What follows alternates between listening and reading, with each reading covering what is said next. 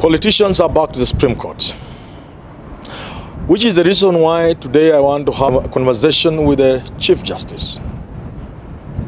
I begin by posing a question. Should decisions of who become President of Kenya be made by the judiciary or by the voter? Should Kenyans elect their president and then somewhere along the line, the decision is finally made by the court? As I say this, Your Lordship, I'm fully aware that Kenyans established the Supreme Court to address some of the problems we had, which almost led to a civil war after the election of 2007. It's the reason for which, again, I am rather worried that the Supreme Court could not raise a quorum on the 25th of October. I'm disturbed because this is an institution that we put in place to be betrayed so that we can continue being civil and not turn into animals.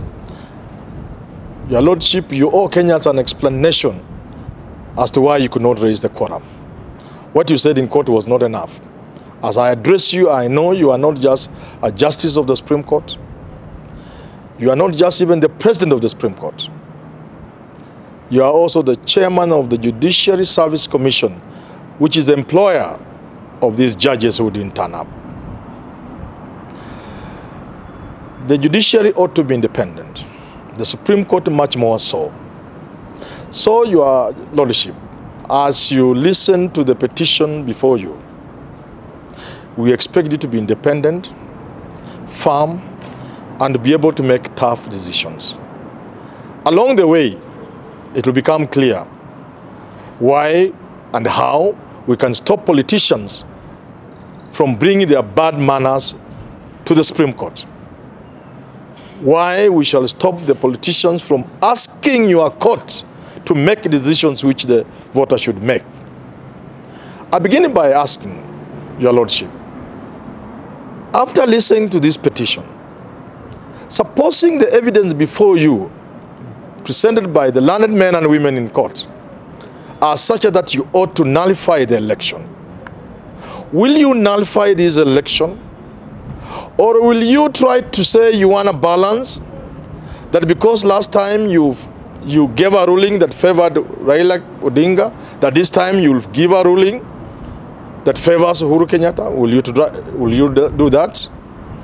Will you, Your Lordship, fail to invalidate that election because you'll be thinking about peace and what will be the balance between peace and justice? Will you succumb to pressure from politicians in terms of power, from one side that has power that is institutional, and from another quarter where Raila has power that is more than that of those who have the institutional power? Will you succumb to that? Or will you make independent decisions? Your Lordship, if we are going to stop politicians from bringing their bad manners to court, we must then make decisions in court that discourage politicians from turning the court into a beehive where bees come in and out.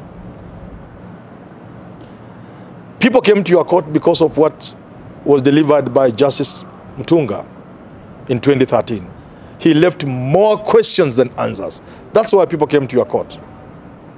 People, you are in court now because of the judgment that you gave on the 1st of September, whose detailed judgment came 3 weeks later. If, Your Lordship, you had said you are nullifying this election because, among other reasons, voters in Makueni were intimidated, nobody will be in your court today. If you had said you are nullifying this election because cabinet secretaries were campaigning for the president in full red, the party colors, maybe nobody will be in your court today. If some cabinet secretary had been jailed for engaging in politics, nobody will be before your court today. If you had reprimanded the third respondent for giving goodies, even if such a goodies and projects had been in the budget, but the timing was wrong, that the president was giving goodies, launching projects, dressed in Jubilee colors. If you had reprimanded the third respondent, maybe nobody would be in your court today. But more seriously, Your Lordship, if you had cited Chebukati, the chairman of IEBC, for contempt of court, for disregarding court orders, if Chebukati was in jail today, Your Lordship, nobody will be before your court today. If you had forced the IEBC to identify the men and women who committed the irregularities and illegalities, if you had paired the irregularities with the people who committed them, and if such a persons were in a committee maximum security prison today, nobody will be before your court.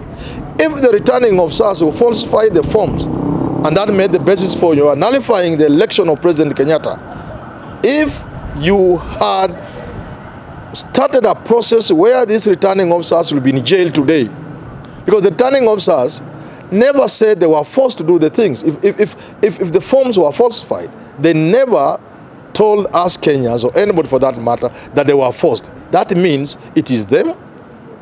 They should be in jail.